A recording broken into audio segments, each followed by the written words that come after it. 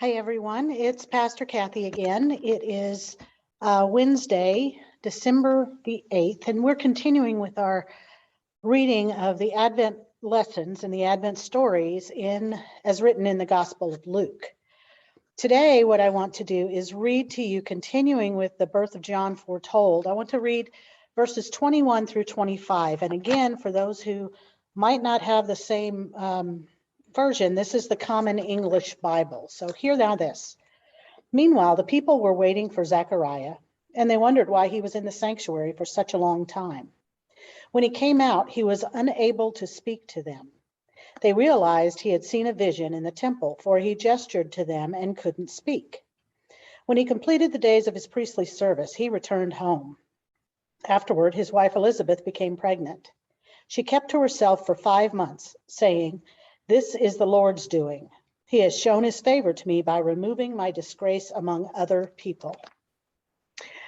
There's a few things I'd like to share here. First of all, just reminding you that the birth of John foretold starts in the temple with his father Zechariah being visited by an angel. We talked about that last week in a couple of sessions. And because and the angel rendered Zechariah mute, that he would have to wait until John was born to think about what he'd done when he was questioning whether it was possible that in their old age they would be able to have birth or birth a son. Two things here from this reading. The unexpected. It's a theme of unexpected. Who was waiting? The crowd. Remember that lighting the incense inside, that he was doing his priestly duties, that usually took an hour. And we read that in verse 10 of the CEB translation last week. So the people outside of the holy place in the temple, the people outside of him waiting for an hour, and Zechariah hasn't come back. And the wonder of that, what's happening? Something must be different in there. This is not to their expectations. It's unexpected. Then Zechariah comes outside and has no voice, and the people again are surprised. Not what they expected again. And we hear this over and over and over, the unexpected and how God shows up in this. I think you'll find in our future Advent and birth narratives that Luke continues to document surprises and activity that is unexpected throughout that gospel. So Zechariah returns to finish out his priestly duties, meaning that he's lighting the incense for the rest of the week and then returns home. So two things I want to notice here. One is the unexpected, that theme of the unexpected that we're continually poked with, the surprise, which sometimes shouldn't be a surprise. Remember, we said last week that Zechariah, probably being in the priestly family, remembers Abraham and Sarah, Jacob and Rachel, all who dealt with delayed pregnancies or had birth at an old age. But what I love about this is that he comes out, he's mute, but he goes back in to finish his responsibilities and recognizes that he has the ability to continue with them.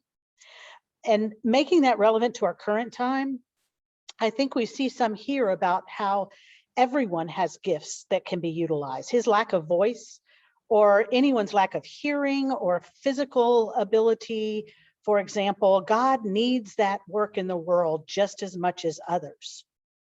Everyone can contribute to ministry and to helping God's children.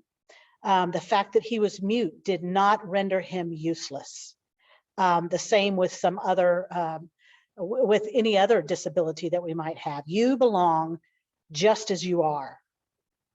Just as you are. It's not for me or anyone else to let you participate in ministry. It's God's invitation to you.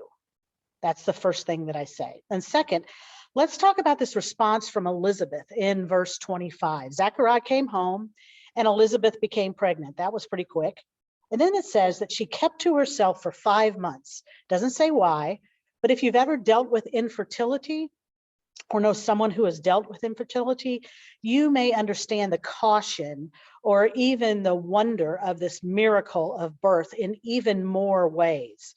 But what's recorded as her comment, listen to this. "This is the Lord's doing. He has shown his favor to me by removing my disgrace among other people." Whoa. So first of all, is this the Lord's doing? Is it? And what is the Lord doing? I believe that the Lord is, that birth is in itself a miracle, one that God has blessed and encouraged. So yes, this is the Lord's doing. Creation and all of creation is God's doing. But continuing with that prior theme, issues of infertility or inability to have children, that has nothing to do with your human dignity and value in God's eyes. Looking upon couples who could not or had not had children in those ancient times, and even before, with Sarah, Rachel, for example, it was seen as deficient spiritual condition, or that God was punishing, or at a minimum not blessing a family or a woman. And that's not consistent with the God I know or the God I follow. Sometimes in life, things just happen, and the inability to physically bear children is one of those things. It hurts. It's heartbreaking when it happens to the individuals, but it's not caused by God as a punishment. What's most difficult to read here is that Elizabeth accepts that this disgrace is hers to bear. She believes it. She feels shame for something that God holds no judgment over her. She is, with or without children, a beautiful child of God herself, as are you, even with all of our flaws. So my question to you today is this: I wonder how much we are allowing others to define our worth. Do we look to others to give us value rather than God? Do we expect that because we have flaws, that we aren't worthy of God's love? It's a hard one to get over, but I'll tell you this: God does not punish by not having children, and God utilizes us all for ministry in some way. God uses us to works through us to bring community together and to help resolve peace within the world and within our communities. And so the question that I leave you with today: where might you be allowing others to define your worth rather than God?